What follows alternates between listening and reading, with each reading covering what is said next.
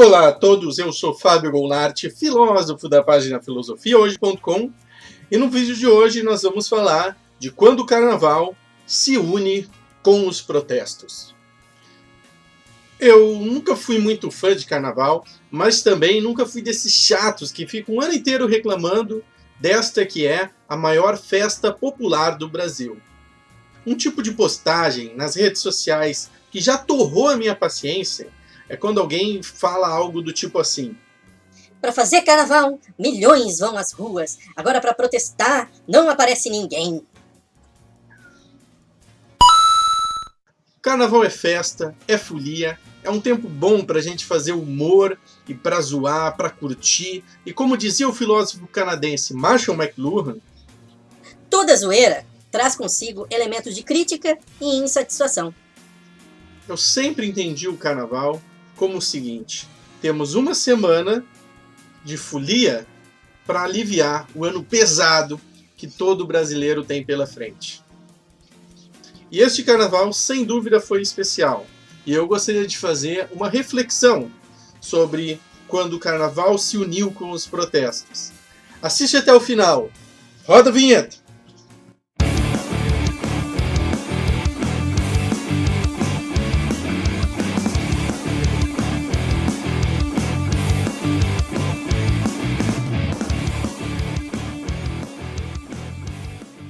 Curtir e zoar para esquecer e não chorar. Para tentar fazer com que o peso da vida pareça mais leve. Em 2018, a tal crítica e insatisfação dos foliões ditas por McLuhan ficou clara, com marchinhas com temas políticos tocando nos blocos de todo o país. Nas fantasias sátiras de foliões anônimos, mas acima de tudo, nos dois mais belos desfiles de escolas de samba do Rio de Janeiro.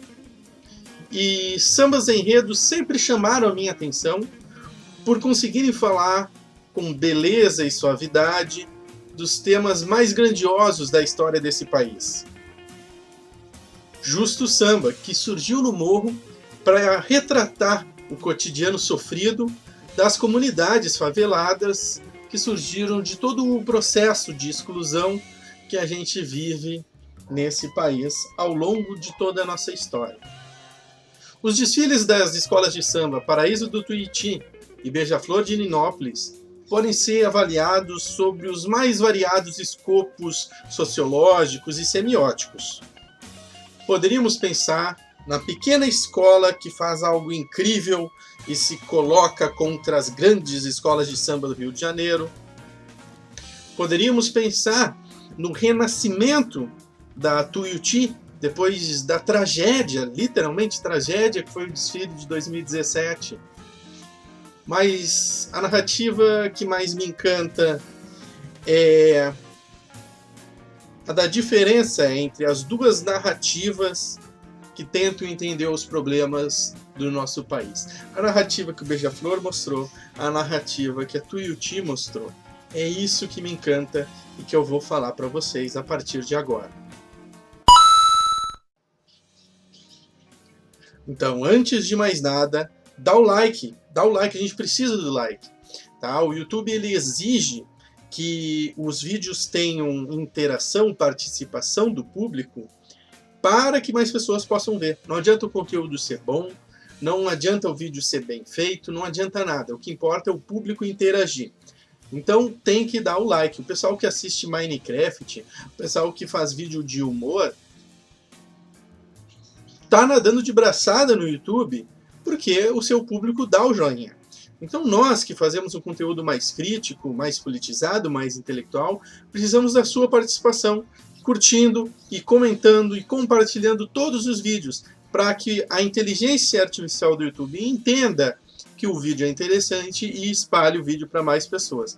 Então a nossa meta, para toda dose de reflexão, é 50 joinhas. Vamos tentar bater isso logo, fazer os 50 joinhas e eu já lanço o próximo vídeo, que vai ser sobre os tiroteios nas escolas dos Estados Unidos. Tá? Então vamos lá, 50 joinha, comentário, compartilhamento e vamos dar sequência aqui na nossa falação sobre o carnaval.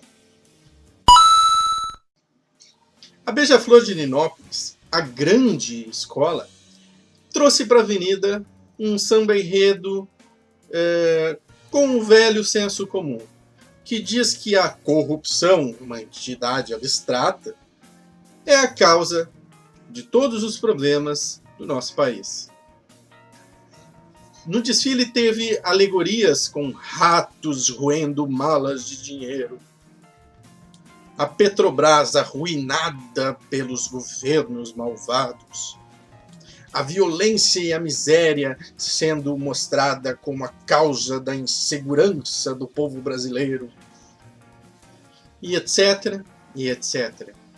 E como filósofo, como amante da sabedoria, sempre que esse discurso é dito, e ele é dito muitas vezes na mídia, a pergunta que eu me faço é: mas o que poderia estar por trás de tanta decadência?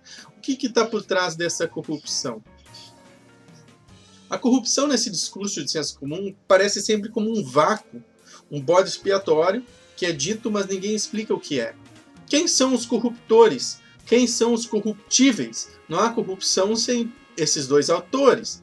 Os corruptos, os políticos e etc. Mas quem são os corruptores dos políticos? Quem são os corruptíveis para os políticos fazerem suas corrupções? Isso nunca é dito nesse discurso. Essa lacuna ideológica está sempre lá e está sempre de propósito. Por quê? Porque é de interesse de corruptores. E até de alguns corruptíveis. No desfile da Beija-Flor, nada de novo. Nenhuma novidade. Tudo igual ao que a gente já está acostumado a ver na tela da TV, nas páginas de Facebook, nas novelas, nos telejornais. Tudo como sempre.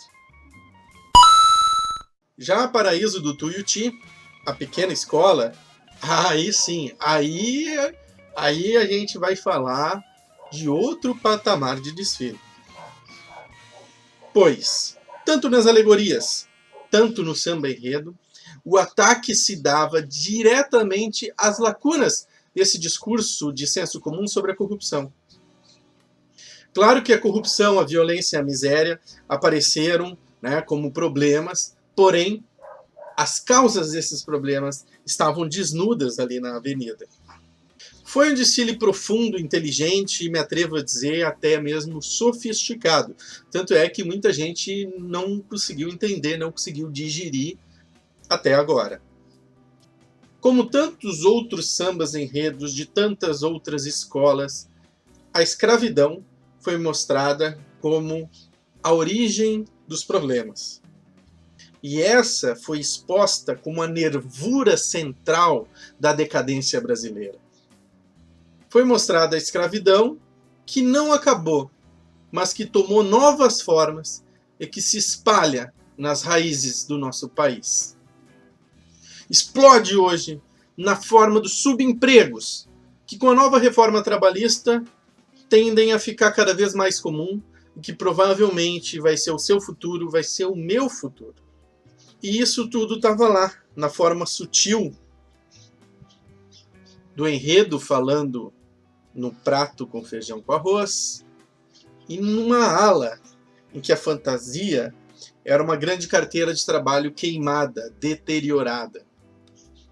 Discriminação, exclusão, o surgimento e fortalecimento de uma elite pequena, suja, corrupta, gananciosa, que suga para si todos os ganhos e riquezas de um país gigante e produtivo como o nosso. Eis os corruptores, que geralmente ficam ocultos nas lacunas do discurso de senso comum. Os corruptores estavam lá. Os corruptos, sabemos, os políticos. E os corruptíveis.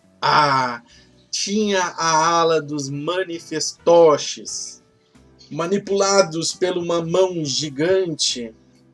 A classe média manipulada por aqueles que são os verdadeiros donos do poder. Poder da mídia, poder das empresas, poder da política. E para fechar com chave de ouro, uma figura que vai marcar o nosso imaginário por muito tempo. O grande destaque, no alto do maior dos carros, era o presidente vampiro neoliberalista. Simplesmente brilhante. Um presidente vampiro neoliberalista. Que imagem, cara! Genial! Isso não só pela semelhança já conhecida e compartilhada por todos entre o presidente Michel Temer e o autor húngaro Bela Lugosi, do filme Drácula de 1931. Mas, por aquilo que semioticamente um vampiro representa dentro da mitologia. Representa um ser que se esconde nas trevas, nas lacunas ideológicas, que é quase imortal, mas que essa quase imortalidade depende de sugar o sangue de quem vive na luz do dia, de quem vive no trabalho suado.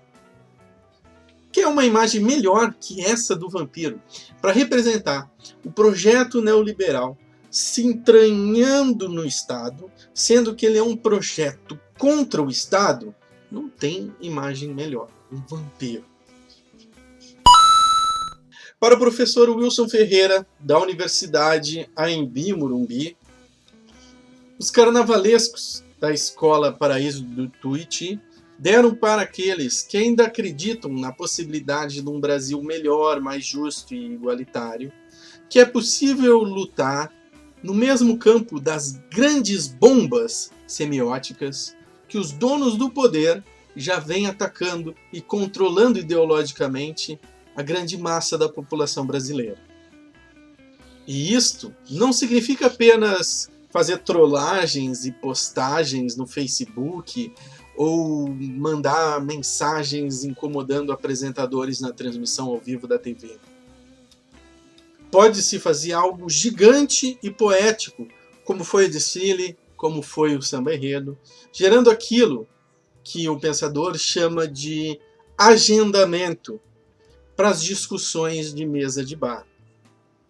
Ou seja, fazer com que essa narrativa, que está muito mais agarrada aos fatos sociológicos do que a narrativa de senso comum, que é imaginária e que atende apenas os interesses ideológicos de quem detém o poder, virar pauta nas conversas de todos nós. E veja como isso faz sentido.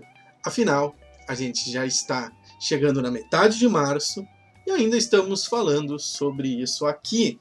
E certamente você vai dar sequência ao que eu falei, concordando, discordando, agradecendo, acrescentando um ponto, corrigindo algo, aqui nos comentários do YouTube. No fim da história, a Beija-Flor ganhou e a Tuiuti ficou em segundo.